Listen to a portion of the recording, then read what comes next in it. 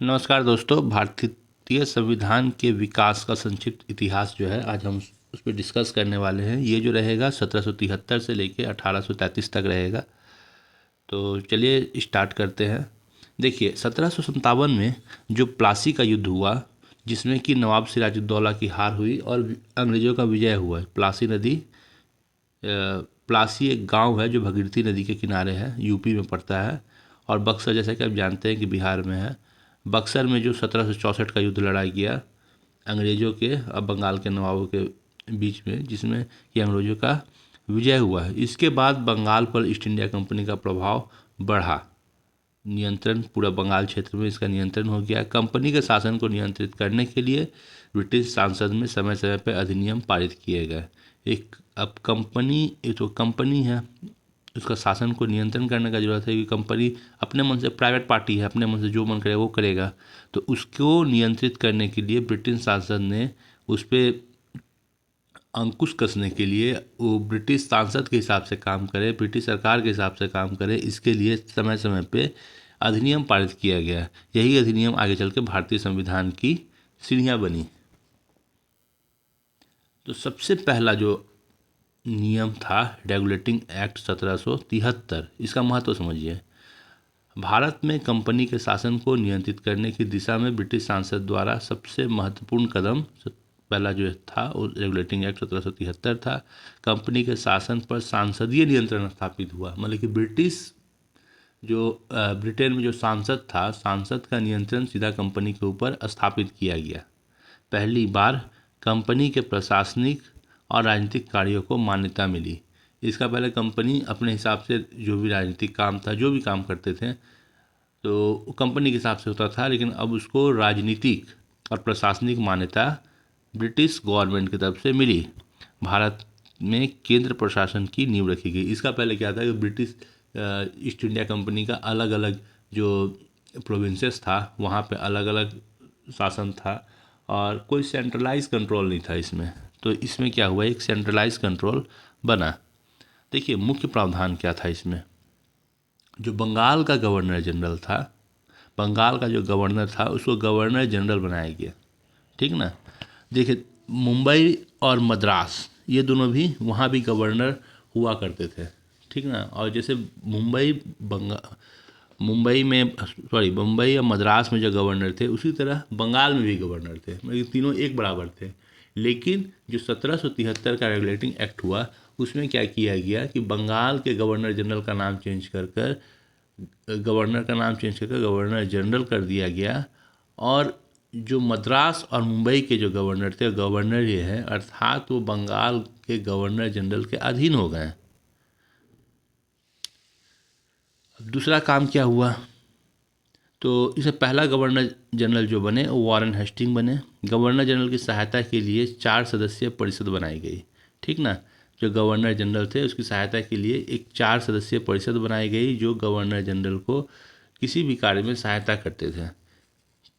और मुंबई और मद्रास में भी गवर्नर जनरल की सहायता के लिए जो थे, वहाँ पे भी 3 सदस्यीय परिषद हुआ करती थी। मुंबई और मद्रास में 3 सदस्यीय परिषद हुआ करती थी और बंगाल में 4 सदस्यीय परिषद हुआ करती थी। इस बात को ध्यान में रखना है। 1774 में कलकत्ता में सर्वोच्च न्यायालय की स्थापना की गई, जिसके मुख्य न्यायाधीश हुए सर एलिजा इम्पे हुए। अब पहले क्या था कि जो भी कंपनी के कर्मचारी थे अपने हिसाब से निजी व्यापार किया करते थे, धन उगाही किया करते थे।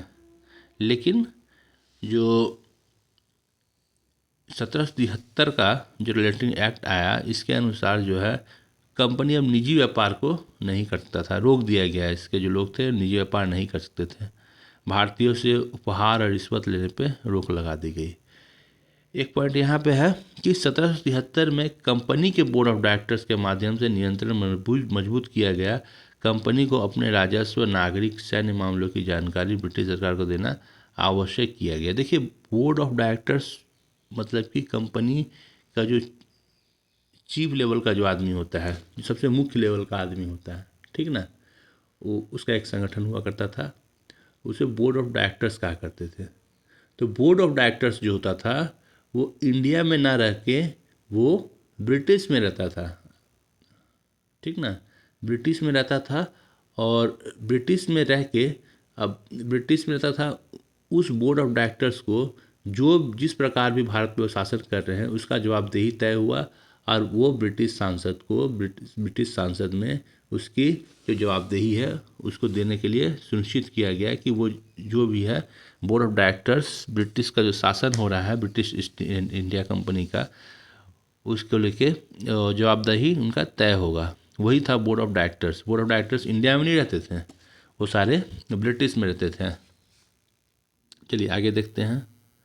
अब 1773 का रेगुलेटिंग एक्ट को जो भी उसमें गलतियां रही, त्रुटियां रही, तो उनको दूर करने के लिए, उन कमियों को दूर करने के लिए 1781 का सेटलमेंट, नाम ही है सेटलमेंट, एक्ट ऑफ सेटलमेंट, ठीक।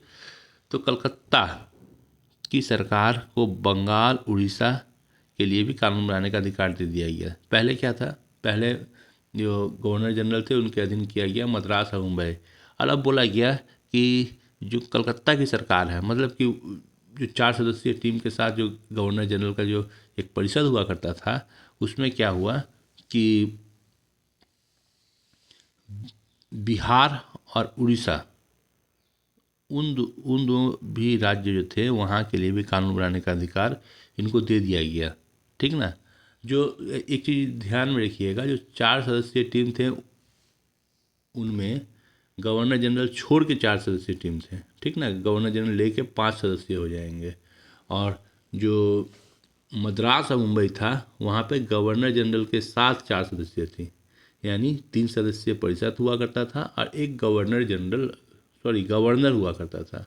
मद्रास और मुंबई में गवर्नर हुआ करता था, गवर्नर जनरल नहीं हुआ करता था, ठीक ना।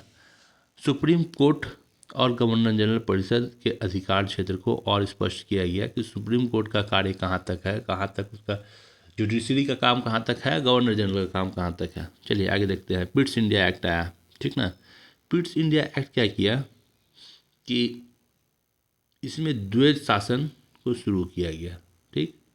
बोर्ड ऑफ डायरेक्टर्स और बोर्ड ऑफ कंट्रोलर्स, ठीक ना। तो बोर्ड ऑफ डायरेक्टर्स तो पहले भी हम सब पढ़ चुके हैं।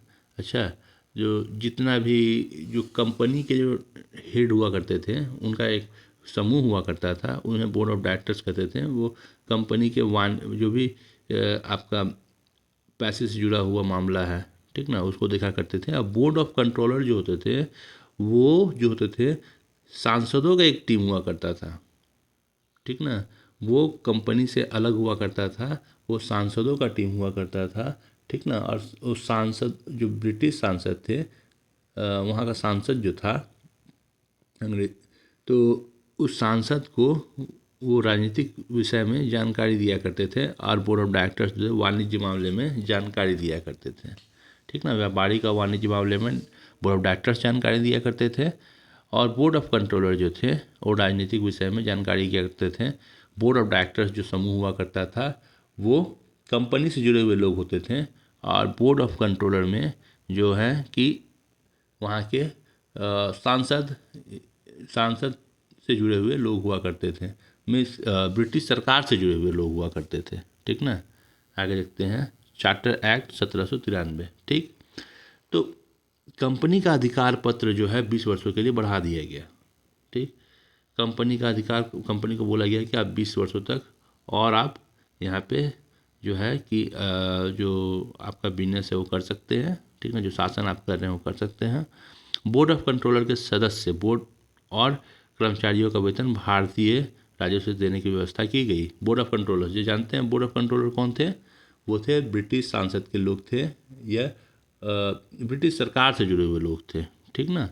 तो वहाँ में जो सदस्य हुआ करते बोर्ड ऑफ कंट्रोलर्स और उसके जो कर्मचारी थे उनका वेतन जो है अब भारतीय राजस्व से जो वसूला जाएगा, कंपनी द्वारा वसूला जाएगा, ठीक ना, तो उससे देने की व्यवस्था की गई। कंपनी का भारत में शासन जारी रहा। इसमें क्या इम्पोर्टेंट है, 1793 का एक्ट में 20 वर्षों तक कंपनी का जो भी अधिकार पत्र था उसको प्राप्त रहा, 20 वर्षों तक बढ़ा दिया गया, यानी 1813 तक बढ़ा दिया गया। और बोर्ड ऑफ कंट्रोलर का जो पेमेंट हुआ करता था उसमें जो सदस्य जो काम करते थे उसका जो पेमेंट हुआ करता था वो भारतीय राजस्व से दिया जाएगा। Charter act 1813, east India company का अधिकार पत्र 20 वर्षों के लिए फिर से बढ़ा दिया गया। ठीक, यानी 1837 तक अब ये कर सकते थे। 1837 तक भारत के साथ व्यापार करने का अधिकार जो था इसका समाप्त कर दिया गया। पहले क्या था कि ब्रिटिश इंडिया कंपनी ही भारत के साथ व्यापार करेगी, ब्रिटिश की तरफ से उनको एक अधिकार मिला हुआ था, लेकिन अब उसको समाप्त कर दिया गया। हालांकि चीन तथा पूर्वी देशों के साथ चाय के व्यापार का एक अधिकार उनको 20 वर्षों के लिए बना रहा है। चीन और जो पूर्वी देश हैं वहाँ से जो उनका चाय का जो भारत का व्यापार है, ठीक ना, उसको बना रहने दिया गया, उस पर छेड़छाड़ नहीं किया गया। भारत में ईसाई मिशनरियों और धर्म प्रचार की अनुमति दे दी गई। ठीक ना, इसके पहले 1813 के पहले ईसाई मिशनरियों का भारत में प्रवेश नहीं था ब्रिटिश की तरफ से। अब 1813 के बाद वो ईसाई मिशनरियों को यहाँ पे प्रवेश दे दिए ताकि भारत में क्रिश्चियनिटी का प्रचार किया जा सके।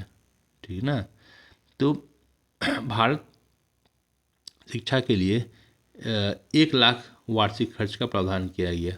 यहाँ पे जो शिक्षा है उसको बढ़ावा देने के लिए 1 लाख रुपए का वार्षिक प्रावधान किया गया। कुछ सीमाओं के अधीन सभी ब्रिटिश नागरिकों को व्यापार करने के लिए अधिक रास्ता खोल दिया गया, क्योंकि ईस्ट इंडिया कंपनी का एक अधिकार समाप्त हो गया। तो अब ब्रिटिश नागरिक को यहाँ पे बिजनेस वो डायरेक्ट कर सकते थे, लेकिन सारी सीमाओं के अधीन नहीं, कुछ सीमाओं के अधीन। 1833 का चार्टर अधिनियम बहुत इंपॉर्टेंट है। ठीक ना, इसको बहुत डिटेल में पढ़ते हैं।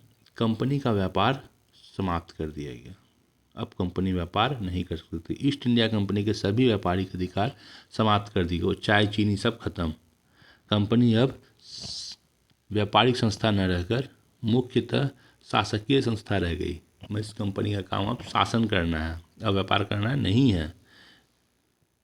कंपनी का कार्य अब ब्रिटिश सरकार की ओर से भारत में शासन करना रह गया। ठीक, गवर्नर जनरल ऑफ इंडिया, अब बंगाल का गवर्नर जनरल थे वो, ठीक ना, बंगाल के गवर्नर जनरल को अब हटा के अब बोला गया नहीं, अब बंगाल के गवर्नर जनरल नहीं रहेंगे, अब भारत का गवर्नर जनरल अब रहेंगे आप।